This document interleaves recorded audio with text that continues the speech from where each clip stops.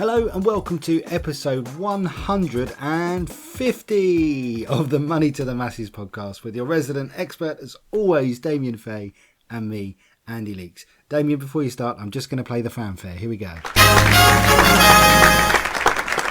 Oh, beautiful. There we go. What do you think? 150, we made it. We did make it, Andy, and yeah, it feels like I should be slightly more euphoric than I am. But then I think I like the centenaries, you know, the hundreds. It's like a cricketer. You just nod, you just lift your bat up. I'll be taking my helmet off and sort of run up and down the crease when we get to 200. But no, it is an achievement, and to think that we started this podcast. How long ago was it, Andy? It must be just over 3 years, because we haven't met our target of doing a podcast every single week because of Christmas and holidays and bits and pieces, but pretty much we've done it. So yeah. If you think 50 weeks a year and we're at 150, it's just over 3 years. Yeah, which I think is a great achievement, given that when we started it, we just went with it like all things. That I think sometimes you got to just try and just go with something and see if it will work. Because I remember when we first started the podcast, we wondered could we find enough to talk about to do with money that would be vaguely entertaining and informative at the same time. And here we are. Actually, I looked the other day. I just asked you the question, how long ago was it? But just to give people, do you remember a few episodes ago, someone asked how we find the earlier episodes of our podcast? Yeah. And I promised I would find out the answer. And actually, I did inadvertently. If you go to moneytothemasses.com/podcast, that's the page on our site that has the player for the podcast that's hosted there permanently. So it's not via iTunes. You play it through your browser, and you can actually go through all the past episodes in the browser. And I did it to see if they were there. And thinking about it now, we got back as far as June 2014. So there you go, 3 and a bit years. So well done to us, and pat ourselves on the back. Yeah, I suppose we've come a long way, not just in terms of would we have enough content to keep it going, but also would anyone listen to it? Because that's always the worry. Talking to yourself is great when you're starting out, but you don't want to be doing the same thing after 3 years and not really reaching out to an audience. And I'm pleased to say we've been hugely successful at reaching a bigger and bigger audience, and it grows each week. We see the stats, and we thank you, the listeners, for that and spreading the word and keeping loyal to us. It's lovely to see the numbers rise and rise. And if you want to see it rise more up the charts, then obviously always try and review the podcast. We've had another couple of fantastic reviews this week, so thank you again for that. And I suppose that leads quite nicely into what we're going to do this week. I was actually asked a question on what would happen if I was hit by a bus, and it seems quite an unusual question, but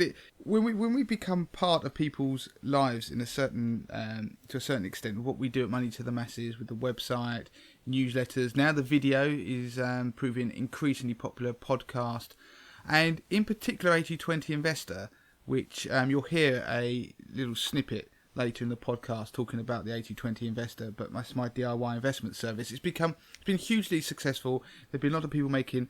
Really enjoyed the journey of learning how to invest their own money and make money along the way. And I had somebody ask about how much they love the service and say, what would happen if you were hit by a bus? And I've had that question be asked of me more than once in the last 6 months.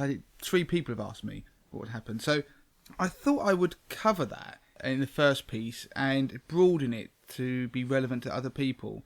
Now, of course, I am embedded into what Money to the Masses is, but you probably guessed by now there's a team of people behind me. That includes Andy, but there are other people. And one of the interesting things is succession planning. And the reason this is relevant to people who listen to this podcast is that we should, if you've got a business of any kind, think about succession planning. We all focus on about how we're going to build something and make it as fantastic as we can, and if it's a business you want to try and make it profitable, but you've also got to start thinking about what happens if you were to die or fall ill, particularly if you are in some form of partnership with other people. So there may be other directors in a business, and of course, like I said, there's a team of people behind me at Money to the Masses, and so we've had these discussions fairly regularly about what the future, and of course we have to talk about what would happen if I got hit by a bus, which is a slightly odd, unusual conversation, but I'm fairly pragmatic about these things, and so we always try and build things so they're procedures and things can be automated where possible. And on 80/20 Investor in particular, one of the things is that the whole algorithm is obviously quant driven, so therefore I designed it, built it, but it can be run by anybody, and I just oversee things, so people don't have to worry about that. So of course the commentary is me talking about markets. We have a plan in place for that kind of thing, and that is just being sensible, because obviously we are providing a service which we think is great, people really enjoy it, and so I feel obliged to make sure that what we do continues, because even if I was to unfortunately get hit by a bus, I do want what we do to keep going, and there are other people who rely on what we do financially, families, etc., not just people who listen to this show. So if you've got a business out there, I just want to chuck a few thoughts out to you. Have you ever pondered what would happen if you were to die? Let's say you're in a business and you're maybe a director with another person. What would happen if either of you were to die? Because obviously, if you don't have any form of agreement in place, then what would likely happen is that their partner would inherit their share of the business. So that suddenly immediately throws in an issue going forward, because you suddenly have a partner in the business now who probably doesn't want to be a partner in the business, and also you have a situation where you might not want them there either. So you've got to start thinking about how you would pretty much buy the other person out in the event that they died. Now, there are insurances that are available out there. So one of them, for example, is shareholder protection, and that basically gives shareholders a capital lump sum. It's basically a life insurance policy that gives them a lump sum if one of the insured directors was to die, and it gives the remaining directors a capital sum to be able to purchase the deceased's share of the business, so you could keep it running and it would be split between the rest of you. Of course, you need to have some form of cross-option agreement. Basically, you need an agreement set up that stipulates how that would happen, so therefore you could then use that money to buy the deceased share, and it also puts down that everybody is in agreement on how this would pan out and that the options that people have. There are other things, of course, that in businesses generally you can have people who are key men. So it's called, or key women, but key man insurance is the term. And that could be for somebody who, for example, is crucial to the business, is important to the business. He may not be the business owner, but there'd be somebody who, if they were to die suddenly, you would be unable to replace immediately, and they probably would hit the profits of the business. So those people, the company can take out policies that would be actually paid to the company to help them to get over that sort of hump in the road if someone's to die. So again, that's a kind of planning for an unfortunate consequence, somebody getting hit by a bus. And of course, there is another type of policy, which is something called relevant life, which is a bit like a group life insurance, but typically only with directors of a business, because there might not be enough of them to make a group policy work. And obviously in that instance, then the payout is kept by them personally. So in that regard, those are three types of policies that are out there that can help with succession planning to help a business continue if a key person or even the owner were to die and there are other people in the business who want to keep it going. So something for people to bear in mind. And it's a very good question, and it's something that probably we all should ponder, and luckily we have done in what we do. And I was going to be slightly flippant and say I do have an identical twin, so I kind of have cloned myself, so so Justin could carry it on, and I must get Justin on the podcast one day. It will be confusing because we sound alike, but it was a great reminder of all these things to have a look at, and it's one of those things I had been thinking about a little bit more lately, because unfortunately there's a good friend of mine who died last week, and it's one of those things that somebody who you knew actually as well, Andy, and it was one of those things that's very sudden, and of course you do take stock of your own mortality in those situations, which is inevitably what I did, and it was a good reminder of looking at all those things that we should do anyway. So I'll just run through them, like wills. It was a good reminder to check my will's up to date for my kids and everything. It was also good to make sure to ponder the amount of life insurance I have, which I'd already done recently, and you remember I talked about in the podcast. And one other exercise that I'm completing is that I'm conscious that although my wife and I do talk about finances and we share them, it's one of those things that when somebody dies who may be the person who kind of takes more responsibility when it comes to money for other reasons, it's not because they necessarily want to, just not everybody can do everything in a relationship. Only one of you can typically talk to the mortgage broker at any one time, if you see what I mean. So what happens is that can be a bit of a disarray when someone dies. They don't know what bank accounts you have. They don't know what life insurance policies, pet insurance, ridiculous things like mortgages, all these details that build up your personal finance background with you and your partner, and policy numbers and all these things. They have to go and find them. And it was something I pondered once before, seeing if they could create a standardised version of a black box. So when planes crash, everyone goes and looks for the black box, because the black box will tell them all the information they need to know to be able to make sense of what's gone on. And I think that people should have them. I think we should have them in our own houses. And if it's a black book or whatever it is that has a list of some of the important information, so they know where to go and look and the companies to go and contact, because often people don't even know what policies, what accounts people have, and that is that's another problem and burden at the time that people are probably mourning. So I've tried to go through that and to revisit that, which I think is a good exercise, and I would suggest other people do it, because it's surprising, even though you know your own personal finances, how often you forget about a particular thing to note down. So yeah, the black book, it's something you could try. It's not for everybody. You do have to be slightly careful, I suppose, about how much detail you put in there, because you are consolidating a lot of personal information into one place. But it could be enough that you could give somebody the company and policy numbers, that they could go and talk to those companies once they'd got the probate, etc., if you were to die. But that's it on that piece, Andy. I want to move on to the next one. Good stuff. No, it is always good to take stock of those sort of things, and it is indeed very sad to hear about the sad passing of our mutual friend. Damien, I just noticed, actually, that you kind of just flew into that piece, which was great, but what else is coming up in the rest of the show? Calm down, Damien.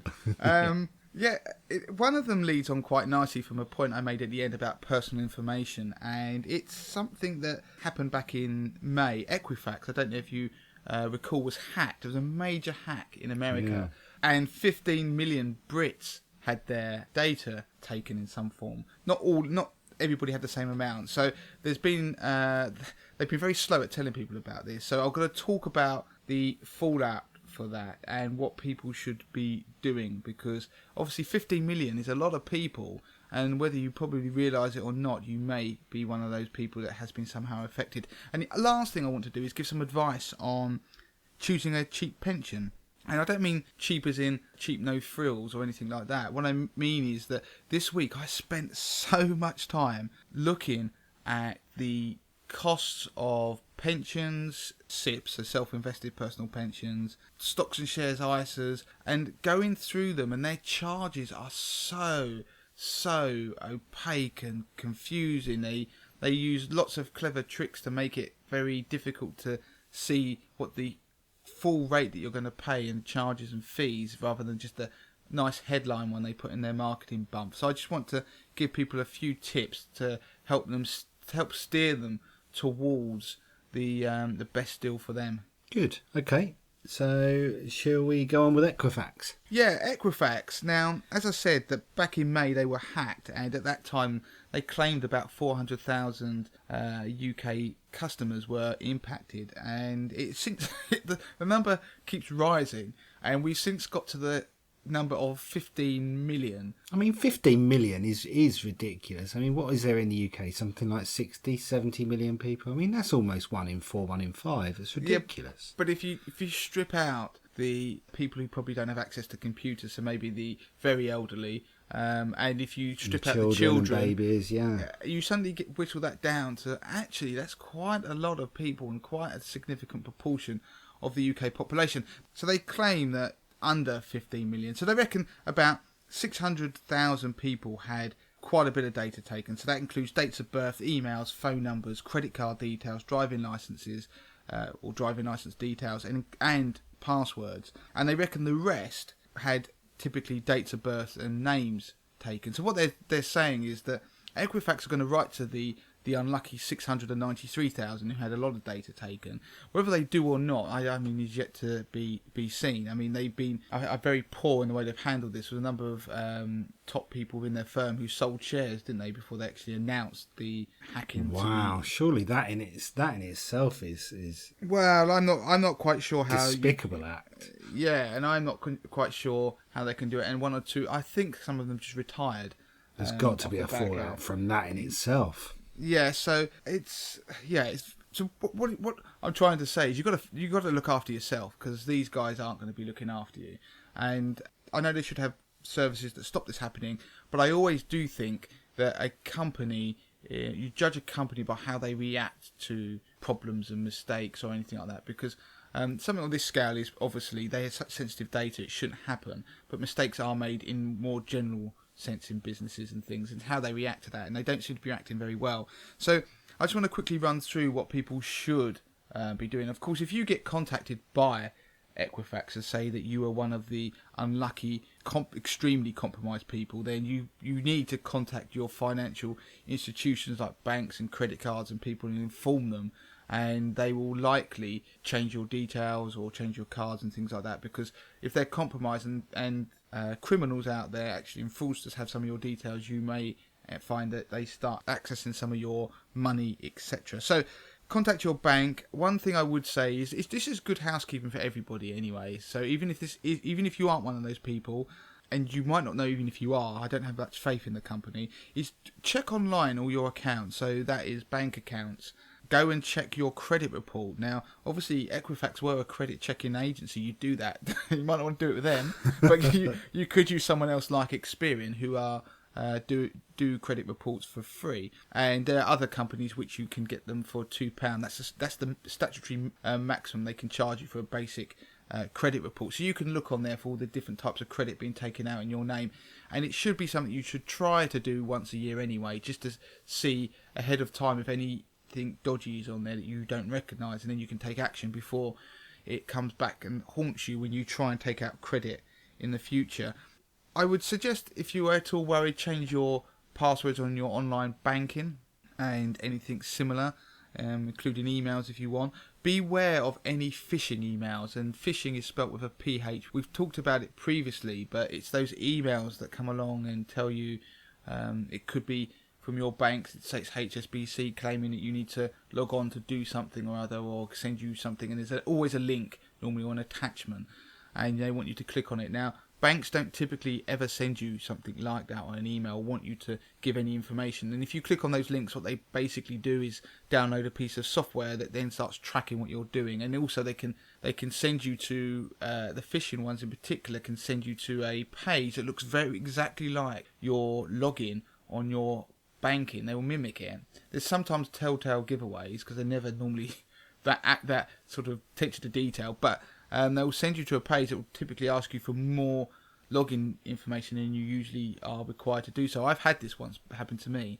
and they ask you for your full password rather than just parts of it. And the reason they do that, because then they can take that information and they may feed it into to the real online banking and then direct you, or they may not, but they then have access to your banking. And it's a very grey area around this, that some banks think that if you've given somebody your information willingly, then they won't necessarily compensate you if they were to take your funds. So it's a very dangerous thing. The only other thing I would really suggest to people is to put on two-step authentication or verification on nearly everything you have. So emails, for example, you would go into, whether it's Gmail, Hotmail, or whatever the different email provider you use, will typically just ask you for your username and password or something like that, doesn't it? And then you go. Well, you can set it up, and it's very quick and easy to do. So whenever you go in, it will text you a number, and the screen on your computer will ask you to input that number, and that is obviously very secure. Someone tries to hack into your email, then they can't do it unless they have your phone to hand. Now, of course, you can tell your computer to remember you for a couple of weeks, so you don't have to keep putting the code in. So somebody would have to have your computer to get in, which obviously limits the likelihood of that happening. And they have your password. So go and activate two-step authentication. If you don't know what it is, go into the security settings on any of your email providers, and it will have it on there. So like I say, Hotmail, which is now Outlook, and Google do, and it will stop somebody taking over your email, because that is the central point of most people's universes, their email. So with their email, they can reset nearly every password of everything you have, whether it's your bank, whether it's your credit cards, and of course by doing so they can then take over your life. And that's happened, and I told a story on a podcast probably about a year ago where a journalist that had that happen to them, and they were being held to ransom to get their life back. So there you go, that's my advice if you are at all worried about Equifax. And again, it's a bit like the first piece, it's a good reminder of some bits of housekeeping that we all should do from time to time. Before we move on, Andy, I just wanted to quickly mention 80/20 Investor. Now, 80/20 Investor is my DIY investment service. Do go and check it out. I empower and teach people how to invest their own money. The service provides data-driven fund tables. The data is driven by my own unique 80/20 Investor algorithm, which I created.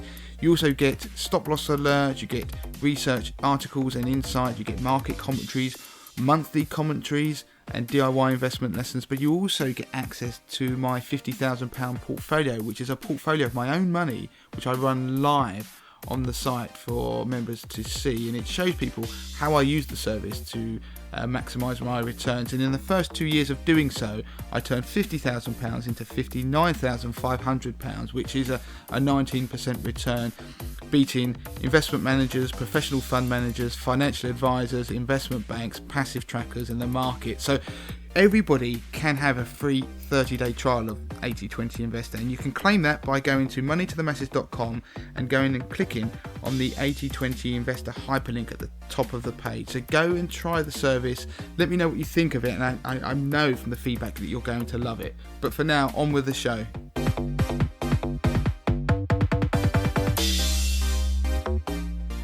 Okay, so Damien, you've done the research. Cheap as chips pensions. You're going to tell us what you found out in your bit of digging around about these murky charges. In a murky world of pensions. Now, obviously, this is a podcast, and talking about charges and lots of pensions wouldn't work, and it'd be pretty boring. So if you go onto the Money to the Masses website and type in best SIP or cheapest SIP or stocks and shares ISA, I've done a whole articles about them and looked at the cheapest ones that are the best for different types of people, and I've done comparison tables that show you the amount, the cost, if you're just focused on price, for all of those sorts of products. Now, of course, when you pick up one of those products, it isn't all about cost, because it's also about value, because some of these products may be cheap, but they don't provide maybe an iPhone app or very good online trading or things like that. So there's a lot more to the choice than just price. For example, they actually might not have many funds.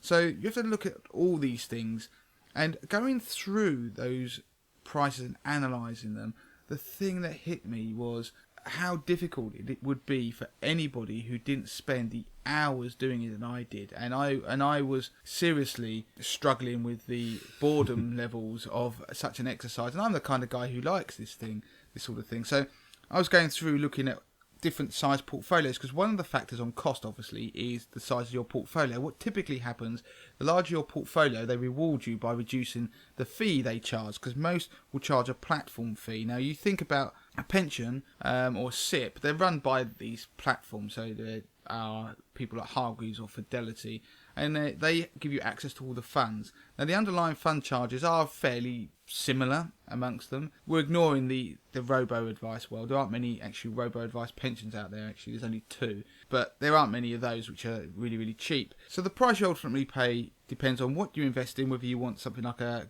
unit trust, the typical fund that people buy, whether you want to invest in shares, like trading, that will be additional costs.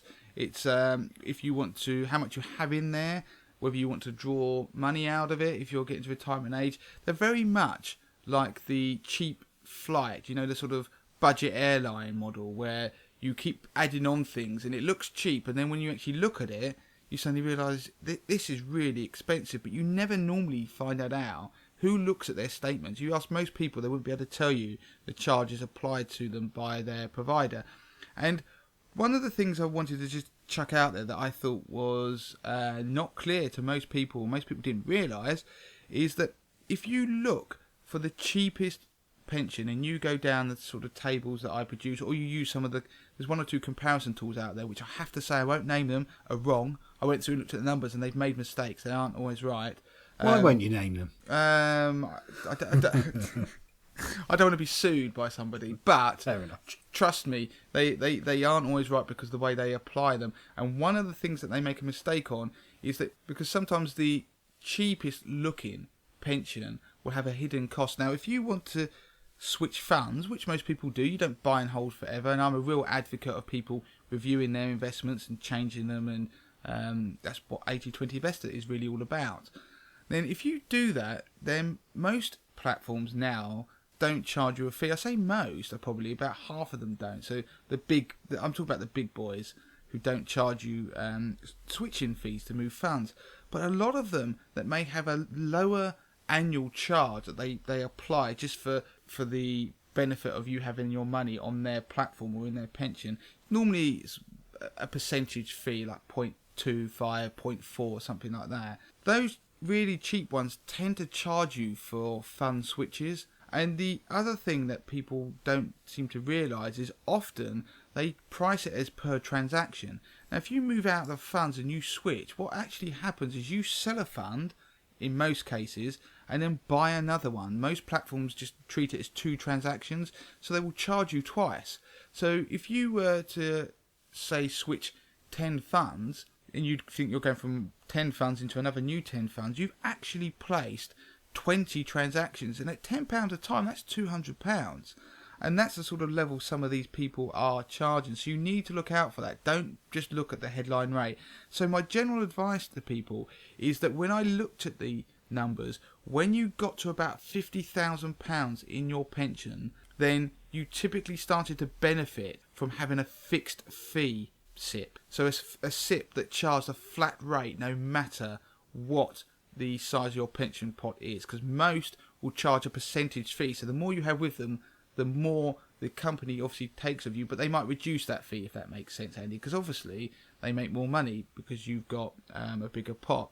But some of the others to compete will go, we will charge a flat rate for everybody, but those flat rates therefore are very expensive for people with typically less than £50,000, but become very cost effective if you start going up above that. And if you have something like £1 million in a SIP, and that sounds a lot, but there are plenty of people who are out there who do, then they become really cost effective. But the problem is that most of them apply these additional budget airline style charges, like charging you for your luggage. They charge you for switches, and it starts to really ratchet up the cost if you switch a lot. So that's my advice. Just keep an eye on those. And the other thing just to bear in mind is exit fees. Now they're diminishing in the industry, but there are some people who still apply them. You can kind of get around them. They typically apply them per fund. So if you have 10 funds and you want to move your funds elsewhere, transfer, then they will apply it per fund. Then if you consolidate your funds into one, so move into cash, and you'll get charged just one fee, which will be relatively low, but of course you'll be out of the market and it will skew your investments somewhat. But that's my advice. If you want to see the in-depth analysis, then go onto the website. But generally speaking, up to 50k, you can use one that just uses a percentage platform fee. That's fine. And they typically don't charge you for switching funds. Some do, but most don't. Above 50k, you're starting to enter the realms where fixed fee style platforms, so they might charge you £90 a year or something, they start to become cost effective and eventually win. Good. So that's it. We've done it. 150 episodes. Roll on the next 150. Exactly, Andy. And don't forget, go and look at the videos I'm doing, the We Need to Talk About Money videos, which are proving really popular. For everybody who listened to this podcast, went on our Facebook page and liked or shared every video that they found, that would be fantastic, because it makes it, because the way obviously Facebook works, it makes it viral and more people will see it, and that's what we want. We want to get people out there talking about money and seeing these snippets. And just like the project of the podcast, which took a life of its own when we started, we just went for it. The videos are going the same way, and there's a very good chance if people keep sharing them and enjoying them that we may go beyond the 100, and we may just make it a regular thing of a video every single day of the week, 60 seconds of me talking about something to do with money to try and educate people. What the QE was one this week. What else did we do? I talked about how to spot an investment bubble. All great stuff. So go and have a look and please share them. Good. Actually, thinking about that, 60 seconds a video. You've committed to doing 100 leading up to Christmas. That would be a lovely little DVD, 100 minutes long. We should think about that maybe for next Christmas. A little stocking filler for someone.